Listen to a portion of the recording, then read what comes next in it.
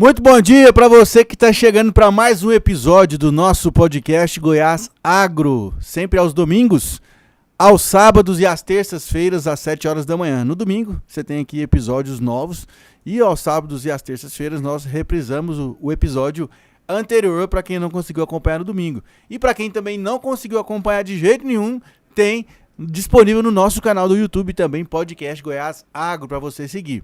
E hoje, como sabemos, o piqui é a paixão goiana, né? Ainda mais acompanhado de um arrozinho branco, um franguinho com quiabo. Você tá doido, não tem coisa melhor não. Agora, já imaginou esse piqui sem espinho? Pois é a novidade, a inovação do Cerrado Goiano, que a Emater, juntamente com os seus grandes pesquisadores, estão proporcionando para a comunidade, para a nossa sociedade em geral. Então esse episódio promete, fica com a gente que você vai gostar. E olha só, nossos convidados são dois, um casal queridíssimo lá da nossa querida Emater. Ela que é engenheira agrônoma, mestre e doutora em agronomia pela Universidade Federal de Lavras, tem 45 anos de atuação profissional com foco em pesquisa agropecuária e fruticultura, incluindo seringueira e frutíferas nativas do Cerrado, e há mais de 30 anos lidera o projeto de pesquisa de pequi na Emater Goiás. Hoje nós vamos conversar com ela, a doutora Elaine Botelho. E também ele, que é engenheiro agrônomo, mestre e doutor em agronomia pela Universidade Federal de Lavras e construiu uma sólida trajetória na pesquisa agropecuária brasileira. Foi pesquisador da Embrapa Amazônia Ocidental entre 78 e 89, atuando com projetos voltados à cultura da seringueira. E desde 1990 passou a integrar a equipe da Embrapa Cerrados, onde ao longo de mais de 3 décadas de pesquisa, liderou e participou de importantes projetos em parceria com a Emater Goiás. Nós estamos falando aí do Dr. Ailton Pereira, esse casal maravilhoso. Bom dia, pessoal, tudo bem com vocês? Bom dia, Pedro. tudo bem. E demais ouvintes.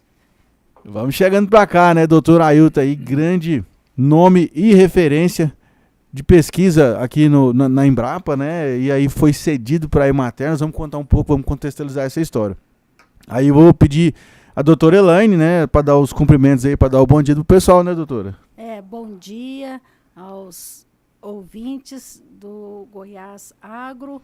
É um prazer estar aqui, é um prazer falar de piqui, é um prazer falar para os goianos e para todo o Brasil. E dizer que eu sou muito feliz por estar em Goiás, nesse estado filé mignon, né, do país, e trabalhando com piqui. Tem como não ser feliz, Pedro? Não tem. Não tem. Ainda mais ouvindo um modão sertanejo. Nossa juntamente Senhora. com a culinária goiana. E esse clima gostoso nosso, né, Pra doutora? que céu, né? Pra que mar, né? Nós temos Goiás, tá super satisfeito, tá super bem atendidos aqui. Né? E o doutor Ailton, doutor, o senhor também é de Goiânia? De onde o senhor é? Eu sou natural de Perdões, Minas Gerais. É uma cidade pequena, vizinha a Lavras, onde eu fiz o curso de agronomia, né? Então eu sou natural lá das Minas Gerais. Aí, ó. Então, já é goiano também, né, doutor? Que já tá aqui há tantos anos já, né? Já sou mais, pelo tempo que resido aqui, já sou mais goiano do que mineiro. Olha aí. Bacana. Doutora Elaine, agora vamos contar pro pessoal, né? O que é essa pesquisa de pequi da Emater Goiás? Há quantos anos a senhora mexe com isso?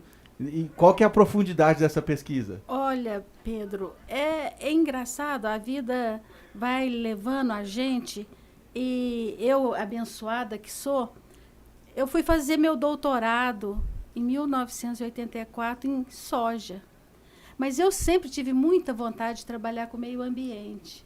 E eu sempre pedi a Deus que me encaminhasse para isso. Quando eu retornei, estava tendo uma demanda.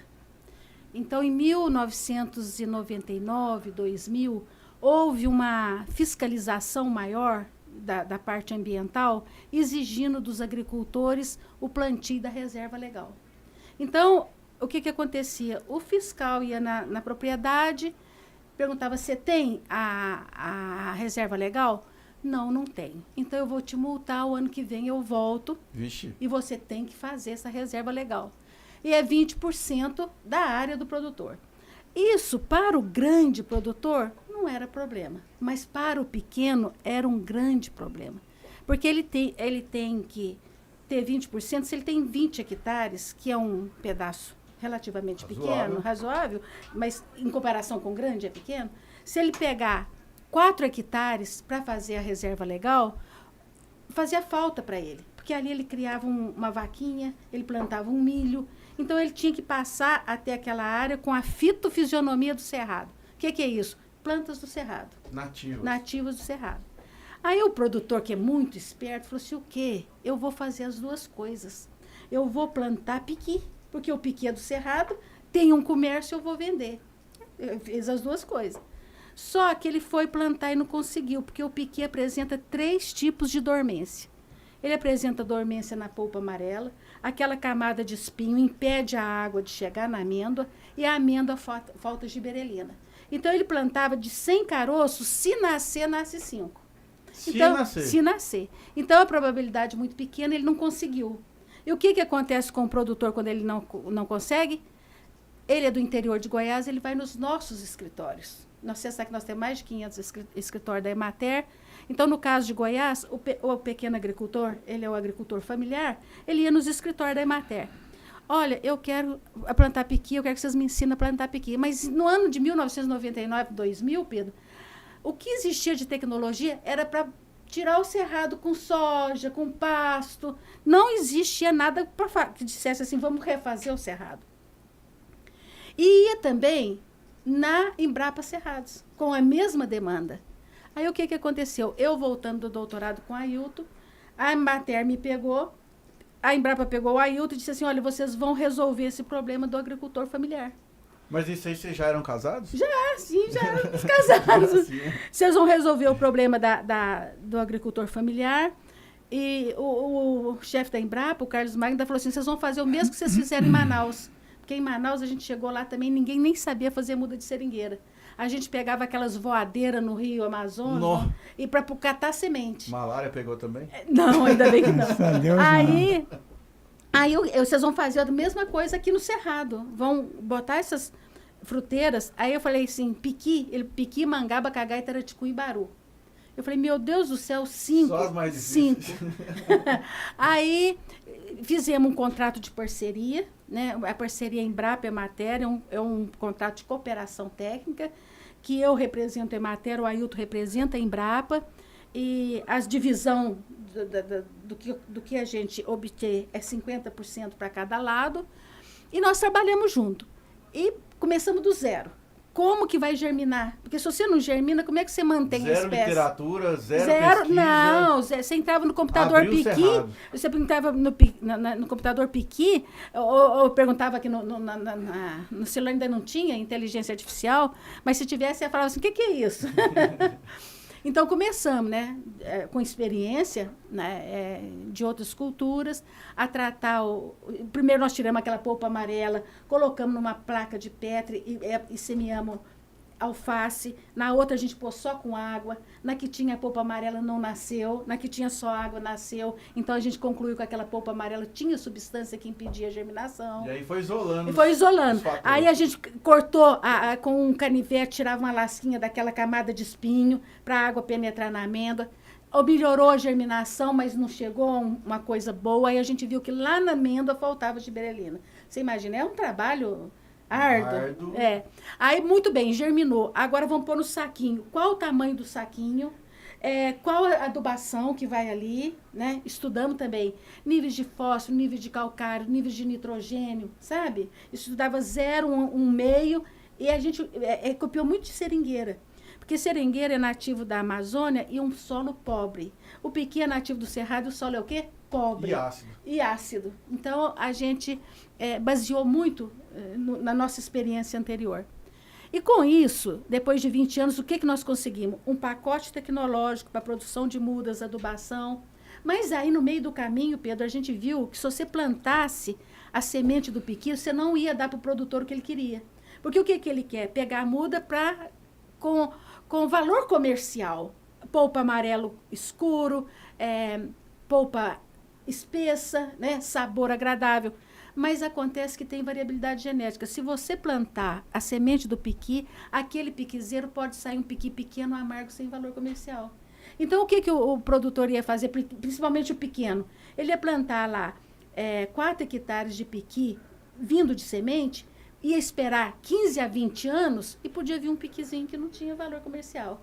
Então, nós chegamos à conclusão que nós tínhamos que clonar, achar planta com valor comercial e fazer um clone.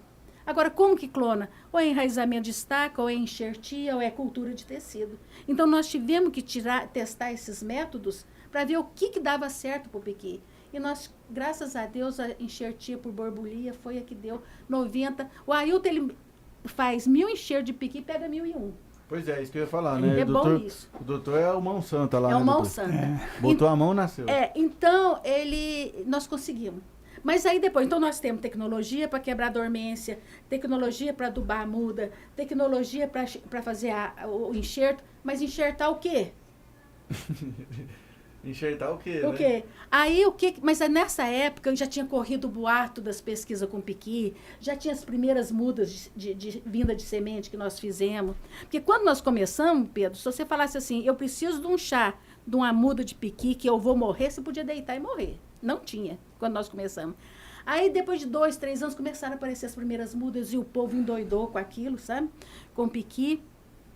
Aí, os produtores chegavam perto de nós e falavam, doutora, pelo amor de Deus, na minha roça tem 12 pés de piqui. Só um é bom de comer. Até o ladrão, quando chega lá, ele rouba só desse pé. E eu tô vendo a hora do pé morrer e eu perder o pé de piqui. Só me ensina a tirar a raça? Eles falam assim. Aí, tirar a raça que, na verdade, é fazer uma mudinha. Fazer uma mudinha, porque ele pegava o caroço, plantava, não nascia. E mesmo se nascesse, podia não ser igual, por causa da variabilidade genética. Aí nós íamos até esse produtor, fazíamos 20 mudinhas clonadas, deixava 10 para ele e 10 nós levávamos para a Emater. E fizemos aquele banco de germoplasma com 1000 plantas. Tudo com características top. Você pode dizer que tudo que você colhe lá é bom. Nossa. Você nunca comeu nada ruim de lá. Não, e todo mundo que come esse piqui fala assim, como é que pode um piqui carnudo? Pois é. Eles falam assim, calma, Então, gente, por tem quê? muita Porque coisa envolvida. a gente já foi indo nas fazendas que o produtor chamava para que ele era o bom, né? Chegamos lá em São Miguel do Araguaia, cheguei numa casa da lavoura, falei, você sabe onde tem piqui bom aqui pra gente tirar a raça? Aí o cara passando uma motoquinha assim, leva esse povo da Emater, da Embrapa lá na roça do seu pai, dá uns piqui pra eles lá. Aí nós seguimos a motoquinha. Aí chegamos lá, meu pai só come piqui daquele pé ali. Eu falei, então é esse que eu vou clonar. E olha, é um dos piqui melhor que nós. Nós já lançamos ele, é o GOBRS 203. GOBRS 203. Por quê? Ele é com espinho, mas ele é muito graúdo, muito produtivo, polpa espessa e o espinho curtinho. Porque tem piqui que basta se raspar o dente, o espinho já está ali. Esse é espinho curto, sabe? E aí foi essa história, sabe? E no meio dessa história também me aparece um produtor lá de Cocalinho. Ai, doutor, eu tenho um pé de piqui sem espinho. Já pegou fogo umas 12 vezes, porque tem uma taboca embaixo. Eu tô vendo a hora do fogo pegar e matar esse piqui, eu tenho que tirar a raça. E aí nós fomos lá, tiramos a raça e avaliamos. Hoje nós temos já mais de 40, né, Ailton, piqui sem espinho? Umas 100. 100 já. 100 variedades? 100 variedades. Agora em 2027 nós vamos lançar, porque as 3 primeiras que nós lançamos foi é tipo a soja de antigamente. Você lembra da Doco, que era há 30 anos atrás? Não lembro, não. Pois é. As Então, 3 que foram lançadas foram as primeiras. são materiais que vieram diretamente da natureza. Rústico. Rústico. E, Crioulo, É a mãe que foi clonada e os e filhos 2 filhas dela vindo de semente, né? Que saíram sem espinho. Mas ao longo desses 20 e tantos anos, nós começamos a plantar mais sementes dessa mãe, que era sem espinho. Então, só lá em Anápolis nós temos 200 plantas, filhas dessa mãe que veio de Cocalinho. Só lá, dessas 200 plantas, 60 já foram identificadas sem espinho. sem espinho. Caramba. 60 com espinho e mais ou menos 60 que ainda não produziram. Então, não sabemos ainda se vai sair com ou sem espinho. Se vai sair com ou sem espinho. Então, Então e daí da primeira leva que nós tivemos de filhos dessa planta mãe, temos mais 40. Então, todas umas 100 plantas. tipos de piqui sem espinho. E muitos deles com características superiores à mãe. muito superior. Mas já deu variação genética? Já foi cruzado já foi com cruzado, outros, né? né? Porque A polinização é cruzada? é cruzada. É. Mas assim, nós não, por falta de condições, nós não fizemos polinização controlada, cruzamento Foi dirigido. aleatória. Para isolar mesmo, para fazer. Né? É polinização aberta, né? Uhum. Entendi. É. Então, assim, na verdade, o piqui sem espinho, ele é como se fosse uma mutação genética Com da certeza. natureza. Da natureza. É. E aí, aí acharam esse piqui sem espinho e falaram assim, agora vamos multiplicar esse piqui sem espinho. A partir dele, nós estamos trabalhando, E foi abrindo. selecionando filhas e netas delas. Sabe? Entendi. Já temos até netos. Entendi. Uhum. Então, tudo melhor. Porque aquela planta mãe que está lá no nosso banco de germoplasma, ela está rodeada de outros genótipos. Inclusive genótipo grande, polpudo, com espinho. Só que o pólen vai lá e poliniza a planta mãe, aí sai grande, bonito, polpudo, sem espinho. Olha aí. Entendeu? É o melhor dos mundos. É o melhor dos mundos. Então, nós já temos vários desses que nós estamos pretendendo lançar agora em 2027. Nós pretendemos lançar piqui sem espinho e o piqui anão para jardinagem. Pois é, aí você pega isso para um produtor que precisa estabelecer uma proteção, uma área de preservação permanente dentro da propriedade, né, doutor? Que tá lá, que vai ficar parado e não vai ter como produzir nada. O piqui ele pode pôr e explorar comercialmente. Nossa senhora, só melhor. O piqui sem espinho, você pode industrializar. Porque hoje não pode, que o espinho mistura na polpa. Uhum. Como é que você vai fazer? O piqui sem espinho, não. Você pode usar tipo uma máquina de tirar caroço da azeitona. Pois é, já existe uma máquina de despolpar piqui? Eu não sei, você já viu, Ailton, uma máquina de Tinha um despolpar rapaz bebê? desenvolvendo uma pesquisa, não tinha, doutor? Olha, lá em Canarana, o seu Edmo, Ah, ele tinha uma máquina, tipo umas peneiras que... ele arrumou uma máquina que fazia esse movimento horizontal, né? Para lá, para cá. E os caroços eram pré-cozidos e colocados em cima dessa tela que balança, né? E com isso a polpa ia, nesse rolado para lá, para cá, a polpa ia passando para a bandeja embaixo e a partir essa polpa embaixo, ele envasava, fazia com farofa, uma série de produtos, sabe? Entendi. Bacana, é isso aí, pessoal. Agora, não tendo espinho, o processamento fica sempre mais seguro. Ué, né? aí ele fica 100%, porque aí não tem perigo nenhum, né? Não, criança, idoso, pessoas com alguma deficiência, estrangeiros, turistas que vêm no Brasil. Desavisados. Outra coisa, tem piquis que a polpa é mais borrachuda. Não sei se você já detectou isso. Alguns, quando você cozinha, levemente ele já solta a polpa, desmancha tudo, né? Esses são mais fáceis de despolpar, né? Os que têm a polpa mole. Agora, os que têm a polpa mais borrachuda, a gente faz fita, mais grudenta... fitas, sabe? Uma máquina de tirar fita. É isso aí, pessoal. Então vamos dar um prazinho aqui só pra você ir lá e esticar as canelas e tomar um cafezinho. Vamos dar um intervalinho rapidinho e a gente já volta. Voltando agora para o segundo bloco do nosso podcast Goiás Agro, onde estamos falando sobre o pequi, né? Começamos aí falando sobre como surgiu o pequi sem espinho, como é o processo da multiplicação, né? Então deixa eu clarear para quem está acompanhando a gente aqui, né, doutora e doutor? Se eu pegar uma semente de pequi com espinho ou sem espinho, não é garantia que vai nascer um pequi sem espinho. Não, não é garantia. Só tem um jeito de ter garantia. Que é a clonagem. Que é a clonagem com enxertia. Com enxertia. Que é pegar uma muda de piqui normal. Normal, que a gente chama de cavalo, né? Que é o cavalo que vai correr a corrida. Que vai correr a corrida. Você pega a semente de piqui, planta, faz uma muda. Aí você vai tirar uma borbulha da planta que você quer clonar, da planta sem espinho, e fazer um enxerto. Aquela borbulha, a gente chama de borbulha, é uma geminha. É um pedacinho de pele que você pode... Vamos fazer tipo uma cirurgia ali.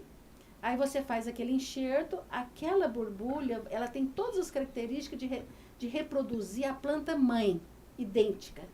Então, é ela que vai ser a nova planta, que a gente chama de cavaleiro. Aquela muda vai servir só de sistema radicular. Entendi. Entendeu? Como se fosse o hospedeiro. O hospedeiro. E o cavalo. E o cavaleiro é a borbulha que vai ser Sem espinho. a sem espinho. Eu costumo até brincar quando as pessoas olham e falam, olha, igual planta animal não é diferente de ser humano. Você, se casar com uma moça de olho azul, você vai saber se o seu filho vai ter olho azul? Não tem garantia nenhuma. Nenhum. Mesma coisa é o piqui. Porque a semente do piqui, ela tem a participação do grão de pólen e da parte feminina do ovário. Então, ali naquele ovário tem característica da planta-mãe, que no caso é sem espinho, mas lá do pai pode ser um piqui espinhudo. Aí, quando ali junta os dois gametas, forma aquela semente, tem as duas características. Então, na hora que ela vier, qual que vai predominar? Você não sabe. Mesma coisa, uma vaca preta com um boi branco, nasce um bezerro vermelho. Às vezes o bisavô do bezerro era vermelho. Já teve gente que até quis largar da mulher, porque o filho nasceu de olho azul, coitado do bisavô era de olho azul. Então, e planta é a mesma coisa, sabe? Então, o piqui é assim, então você tem que fazer uma clonagem. Boa. Geralmente, Doutor, qual que é o segredo da enxertia, o senhor que é o rei? Olha, isso aí a gente precisa fazer uma aula teórica primeiro. Uma aula teórica, depois uma prática, né? Para chegar lá. Voltando, né? Eu vou responder essa pergunta. Tem que ter cuidados, né? Tem um ritual. A enxertia é como se fosse uma cirurgia a céu aberto, só que em planta, não em animal. Perfeito. Você causa um ferimento, você não tem que evitar ao máximo de sujar aquele ferimento, contaminar, e tem que isolar ele também finalmente. Então, é um processo parecido com uma cirurgia a céu aberto. É difícil descrever o processo assim, na fala, né?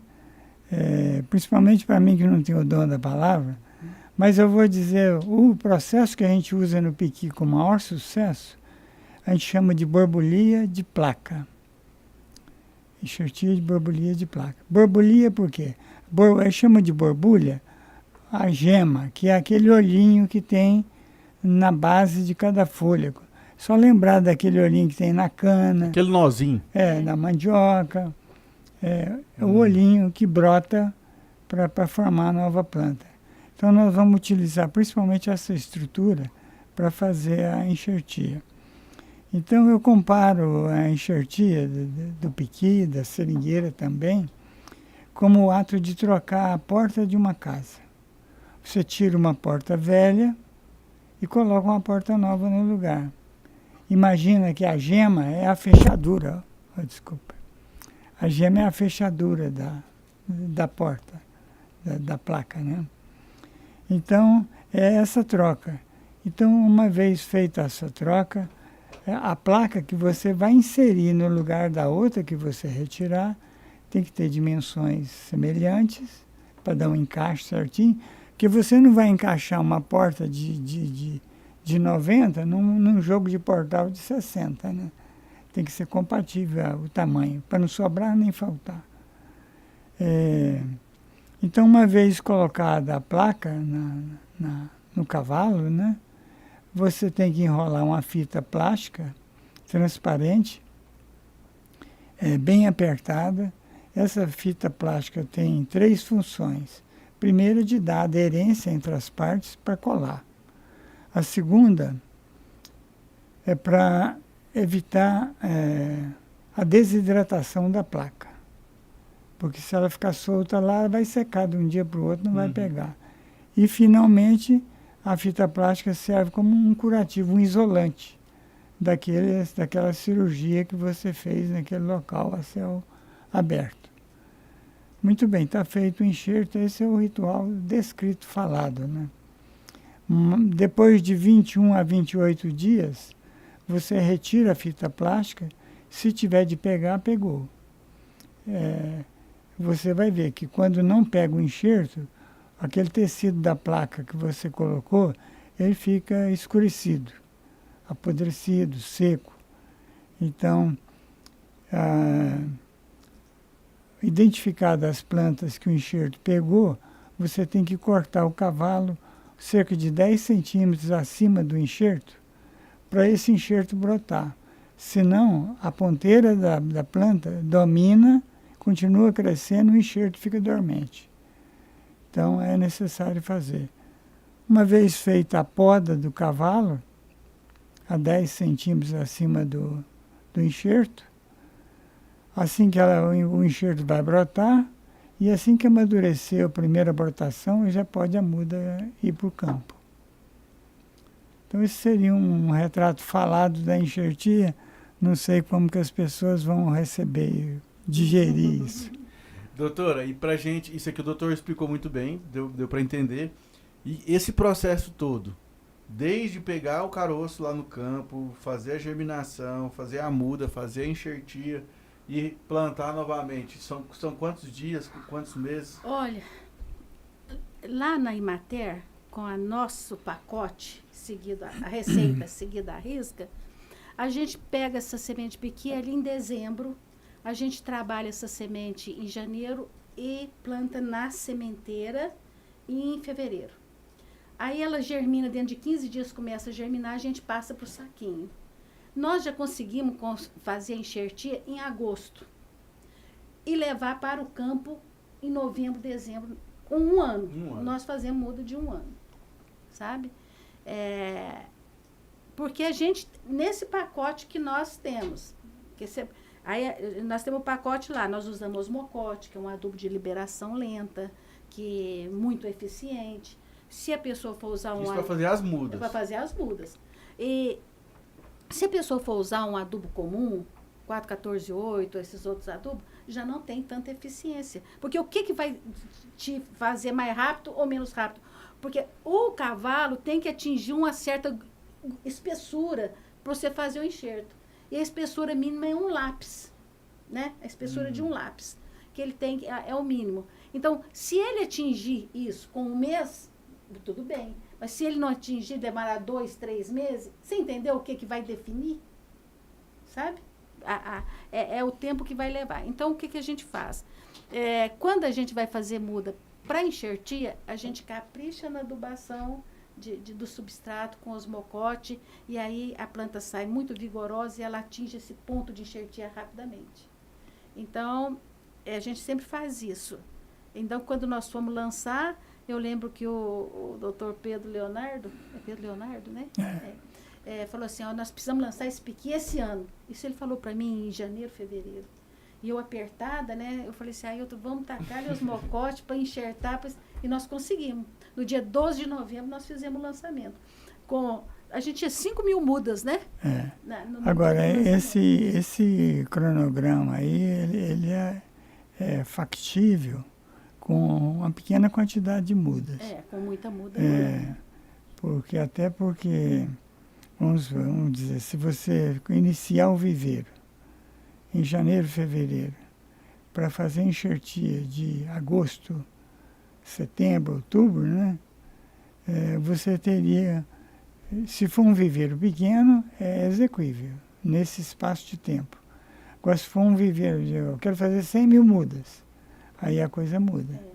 Porque ele vai ter que fazer o viveiro, iniciar o viveiro no começo do ano, enxertar esse viveiro durante a primavera e o verão, seria de setembro, né? Ou de até agosto, setembro, até março, abril. Que ele tem um período grande para enxertar uma quantia muito grande de mudas. E essas mudas poderiam ir para o campo. As que ficarem prontas antes de novembro, dezembro, janeiro, pode ir para o campo. Se não, as demais que ficaram mais atrasadas na enxertia, planta nas águas do ano seguinte. Então seriam mudas de 1 ano a 1 ano e meio. Entendi. Entendeu? E uma pessoa consegue enxertar quantas num dia? Um enxertador, no caso do piqui... Um dominguinho da vida, um prático, cara fera, assim, que já tem experiência. 200, 300 enxertos por dia. Dá uns 5, 6 mil no mês. Aí você imagina 100.000 mudas. Aí você imagina 100.000 mudas. Você vai ter que ter um batalhão de enxertador, né? Também, Pedro. Mas é uma mão de obra também que não existe, né? Não existe. Existe o de seringueira, porque é o mesmo método de enxertia de seringueira ou de piqui. Os enxertadores de seringueira são aptos a enxertar piqui. Agora, de seringueira tem enxertador que faz 1000. Mas é o seguinte... Só fala mais pertinho do microfone. Vai fazendo, tá naquele batidão, sabe? Então, o pegamento, ele pode fazer 1000 pegar. Não vai ter tanta eficiência. Não vai ser tanta eficiência. E outra coisa... Então, mulher deve ser melhor para fazer isso. A abadia é muito boa. Assim, seringueira, tem muitos enxertadores que faz 400, 500 enxertos por dia. Mas é de sol a sol. Eles pegam aquilo... Sem parar mesmo. Para ganhar. Ganhando volume, né? Ele cobra por unidade, igual o colhedor de café, né? Por enxerto feito, não é por enxerto pego. Então ele fez 1000, se pegar 500... Sorte de quem tá pagando. Então, não é isso. Mas o piqui, eles não conseguem essa quantia toda, não. Sabe? Mas uns 200, 300 enxertos por dia eles conseguem. Mas é melhor você enxertar 200, 300 no dia com qualidade do que enxertar 500 e pegar metade. É o que nós exigimos na Emater. Cada cavalo que você perder, né? Exato, né? De estragar, lá na Emater nós exigimos qualidade. Agora o Dominguinho, pela qualidade, pelo pegamento dele, que pega muito bem os enxertos que ele faz, 200 para nós está ótimo, né? Tá. E ele faz 200, pega 195, pega 198. 95% de aproveitamento. Ele é. É experiência, né? E existe uma cartilha, um material didático? Existe, nós já publicamos. Tudo que nós fizemos, Pedro, está publicado. É só você entrar aí no YouTube, no Google da vida. Aliás, precisa reinserir no link da Emater a publicação, sabe? Porque eu já tentei acessar e ela dá bloqueio. Parece que ela não está mais disponível. Perfeito, porque aí para quem está acompanhando a gente também quer ter acesso à tecnologia, né?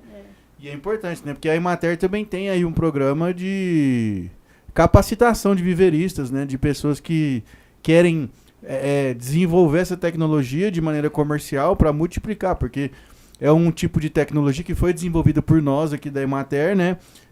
Dr. Elane e Dr. Ailton, e que a gente precisa difundir para a sociedade. Então, se você é produtor, tem área, quer aprender, procura a Emater lá, entre em contato pelo site, pelos canais oficiais aí, que você pode ter acesso a essas informações. Lógico, tem que ter toda a documentação, tem que ter, tem alguns pré-requisitos para você acessar, né? Não é assim, eu vou montar um viveiro aqui e você vai conseguir. A gente vai te ensinar os meios legais para você entender o que você precisa fazer, quais são os documentos que você precisa ter, né? Precisa ter um agrônomo responsável técnico, precisa ter o registro junto ao Ministério da Agricultura, Pecuária e Abastecimento, né? O MAPA, para que você possa ser um multiplicador dessa tecnologia, né? E ofertar aí para a sociedade. Bom, então estamos encerrando aqui o terceiro bloco do nosso podcast Goiás Agro, e no terceiro bloco a gente vai voltar falando sobre a parte econômica. Vamos fazer umas contas aqui para entender qual que é o potencial de lucro, né? Ou de faturamento e lucro, né?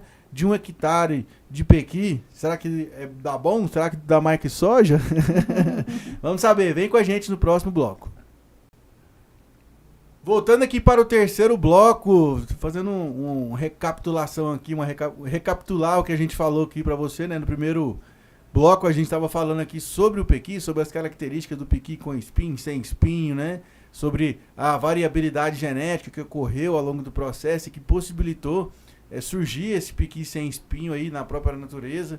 Depois, no segundo bloco a gente falou como que o Dr. Ailton e a Dr. Elane fizeram a multiplicação, né? Através da enxertia, com o método de borbulia, com placas, enfim, falamos aí sobre toda essa parte técnica agronômica, né, que muita gente tem bastante curiosidade.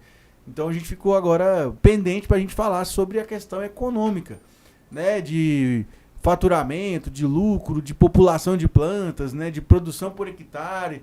Doutora, vamos lá, qual que é o espaçamento adequado para produzir o piqui. Porque assim, só pra gente também contextualizar. Se eu vou plantar o piqui com espinho ou sem espinho, o manejo é o mesmo. É o mesmo manejo. Então o espaçamento, a adubação vai ser a mesma coisa. Vai ser a mesma coisa. Entendi. E é 10 por 10. 10 por 10. É, que a gente recomenda, porque o piqui cresce bastante, né, Pedro? Se você plantar menor, dali a pouco ele começa a encostar um no outro, e essas plantas do cerrado precisam de sol, muito sol. Inclusive, até as mudas a gente não faz embaixo de sombrite.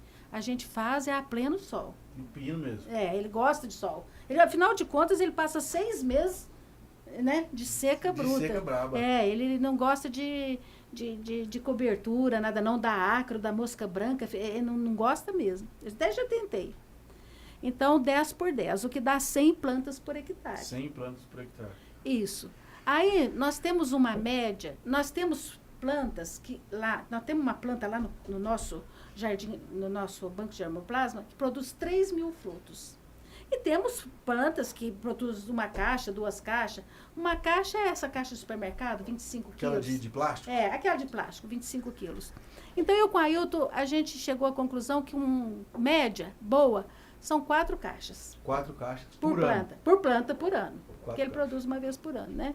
4 caixas são 100 quilos. Por planta. Por planta. Por planta. Por planta. Uma planta dá 4 caixas de supermercado. 4 caixas de 25 quilos. É, são 100 quilos. Então, em 100 plantas...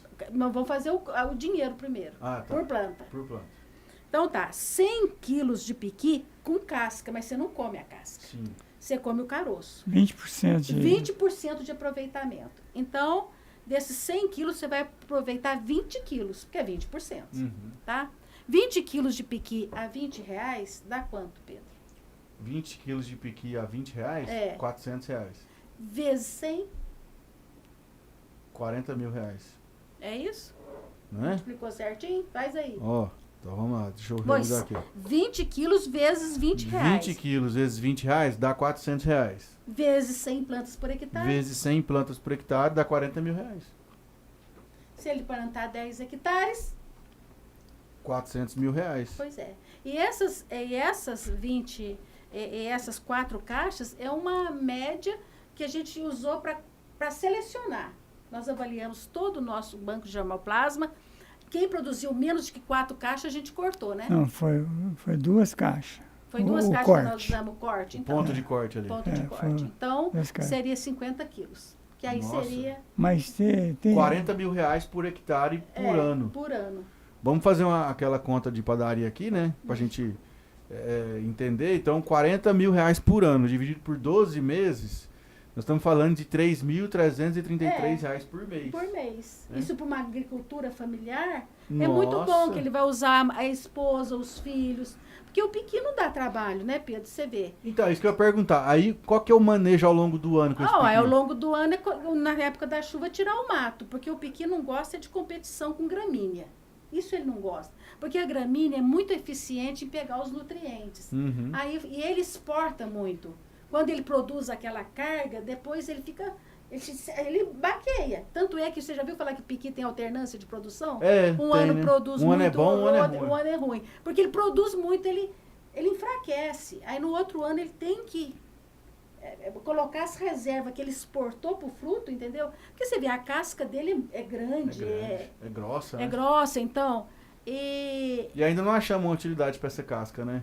alimentação animal. É. Até a Matéria estava fazendo um projeto, a Janete chegou a fazer um projeto para tratamento de suínos, sabe? E então, Pedro, então o que eu vou te falar é isso. Ele não, pelo menos nós temos lá os nossos 1.000 pés, né? Uhum. Nós temos 10 hectares. Uhum. O que acontece? Você vê lá, o trabalho que nós temos na época da chuva, a água. Você não vê nós pulverizando piqui. Não, nunca Não vi. tem. Nós adubamos. Porque é isso que eu estou te falando. Ele exporta muito. Então, a gente vê que ele está sentido. Após a colheita, a gente vê deficiência de potássio, principalmente potássio, sabe? É uma queima na borda das folhas. Principalmente aqui tá as folhas, aí sai um cacho de piqui. Aquelas folhas próximas ao cacho, elas ficam amareladas. Você nota que ela carreou todo o nutriente para o fruto. Então, a gente gosta de fazer uma adubação. Mas é isso, é manter limpo, porque na época da seca ele fica limpo. Então, ele é de pouco trabalho, né, Ailton, quando comparado com outras culturas. A implantação é sempre mais complicada, né, do que a manutenção. Primeiro e segundo ano é os cuidados com formiga, cupim. Né? Normal, que seria com qualquer cultura. Mas tem que estar em cima. As plantas, se você não adubar, elas vão crescer lentamente e não vão ter problema com vento. Mas todo mundo quer que cresça rápido, né? Sempre, né? Aí a planta fica muito bonita, vistosa, começa a entortar para cá, para lá. O piquezeiro não é uma planta ereta, aprumada, igual eucalipto, igual seringueira. Ela é meio desgalhada, meio prostrada.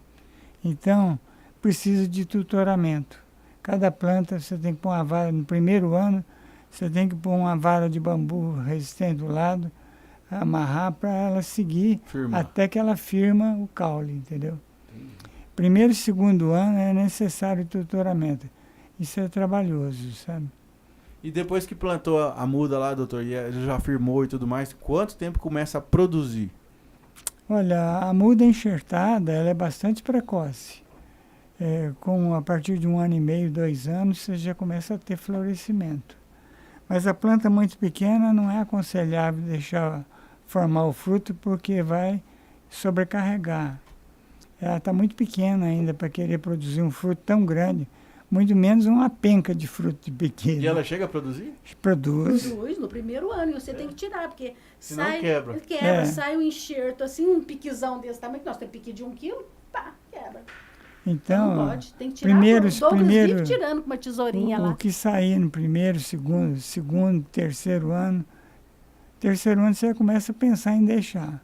Mas até o segundo ano, a planta está pequena, está fraca ainda para suportar. A exportação que vai ser de nutriente, vai ser de nutriente. E prejudica o ela vai exaurir todinho, né? Praticamente. Eu costumo falar que é como uma menina jovem engravidar. Mas eu diria assim que em termos de safra contábil, é de 5 anos em diante. Entendi. Que entra ali numa média econômica viável e interessante. Né? Ainda não chega nessa média que a Helene falou, que isso aí é planta adulta, né? É grande. Mas é assim. Então, doutora, desses 40 mil reais, o custo ali, então, vai ser menos de 5 mil reais ali no ano. O maior custo que ele vai ter é na implantação. Mas é aquilo que eu te falo. Se ele usar a mão de obra familiar, é o que a gente fala, né? Agricultura familiar. Não, e 1 hectare não é nada, né? Não, 10 mil metros quadrados. Pois é. Se ele usar a mão de obra familiar para executar, ele vai ter que comprar um adubo, que ele vai pôr um adubo, depende do terreno dele. Se for um terreno de cultura, eu não aconselho adubar, porque se você adubar, aí que ela vai crescer mesmo e tombar, e aí, porque a folha do piqui é uma folha grande. Aí você vai ter que lutar com tutoramento. Então, se for um terreno de cultura, eu nem aconselho. Se ele tiver um esterco bom, o que eu chamo de esterco bom? Do gado dele lá, não de gado que pasta em pasto, que usou 2,4-D. Porque tem gente que bate pasto usando 2,4-D e ureia. Aí aquele esterco não presta. Mas se o agricultor familiar tem aquela vaquinha que tem aquele esterco dele bem curtido, aquele esterco que está nascendo pé de abóbora, está nascendo mamona, é isso que eu chamo de esterco curtido. Ele pode usar 10, 20% do volume da cova com esterco, ele não vai gastar com adubo. Né, Ailton? Ele não vai gastar. Se o terreno dele for de cultura, ele não vai gastar. Só se ele tiver com terreno pobre, aí ele tem que pôr alguma coisa. Então vai ser com isso que ele vai gastar. E tutoramento. Se ele tiver uma moita de bambu boa lá também, nós tutoramos com bambu. Traz de Anápolis e a gente faz os tutor. Também ele não vai ter. E se ele tiver ele, a mulher e os filhos lá, vai ser um custo bem... É o que a gente pensa, Você fez as contas baseando em série de 4 caixas, também baseando né? Você está vendendo ali na roça. Porque assim, se ele pegar e beneficiar esse piqui, se ele fizer aquilo, fazer aquele pacotinho a vácuo bonitinho, a vácuo, igual nós fazemos, bota mais caro, né? Agregar valor, ele e bota outra coisa, uma etiqueta. Permite armazenar, né? Ele bota uma câmara etiquetazinha fria. com o valor nutricional, com a liberação do Ministério. Aí ele pode entregar no supermercado, num pão de açúcar e tal, né? E na entre-safra. Em julho, agosto, que o povo tá doido para comer um piqui. Então, esses dias eu vi um piqui até muito feinho aí no comércio, eles estavam pedindo 30, 40 reais. Até te mostrei, né? Falei, olha aí, ó, 40 reais. Nem não é quilo, a bandejinha.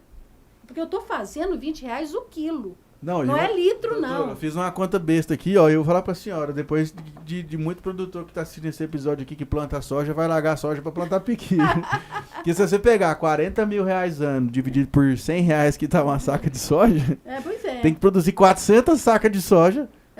Por causa do piqui. E a soja você produz uma vez no ano só também. E né? você nunca viu falar que alguém deixou de vender piqui.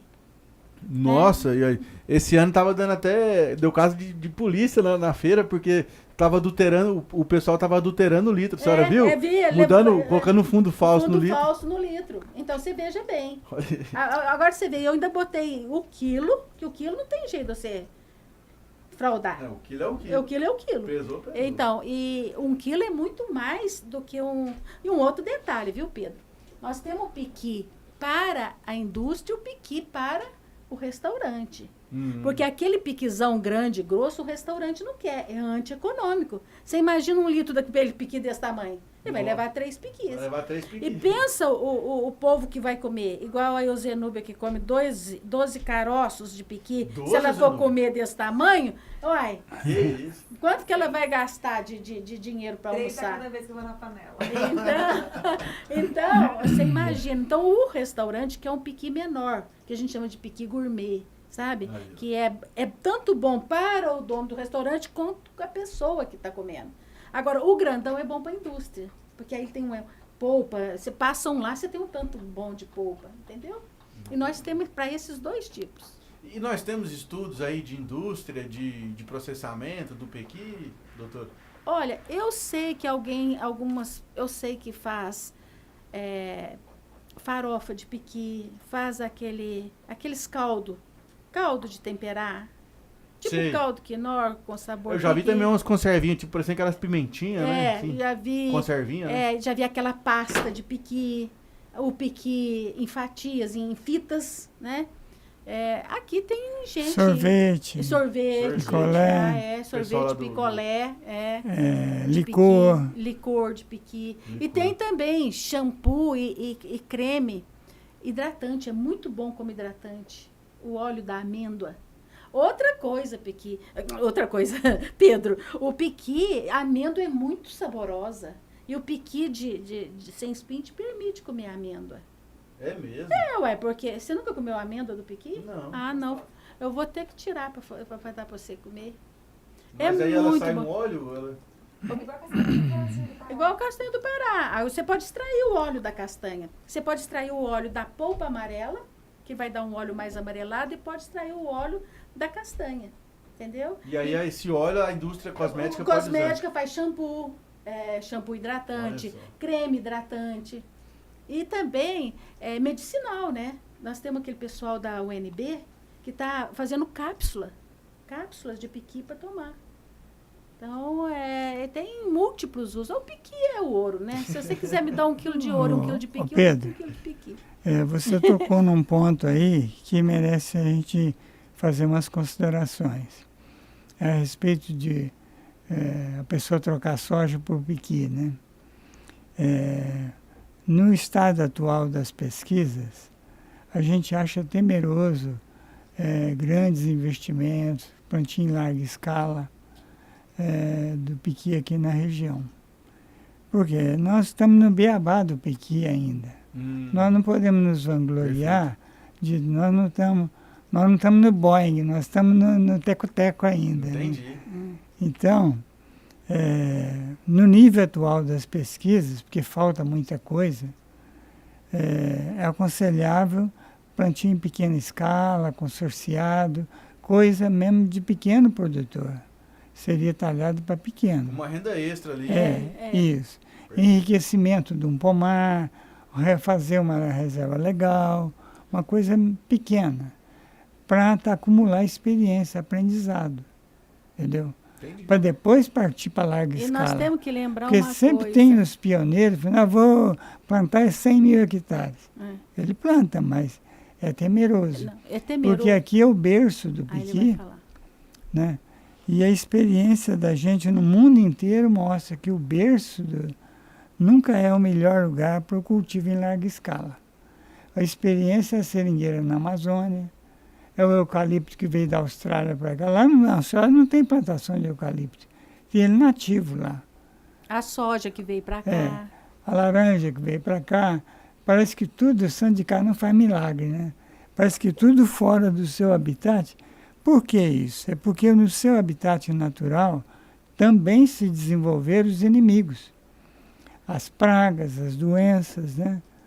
E nesse curto espaço de tempo nosso aqui de 20 anos de pesquisa, nós já detectamos muitas pragas e muitas doenças, que à medida que você aumenta a área plantada e faz aquela monocultura em larga escala, tende a agravar o problema, sabe? Então, por enquanto, vamos com calma.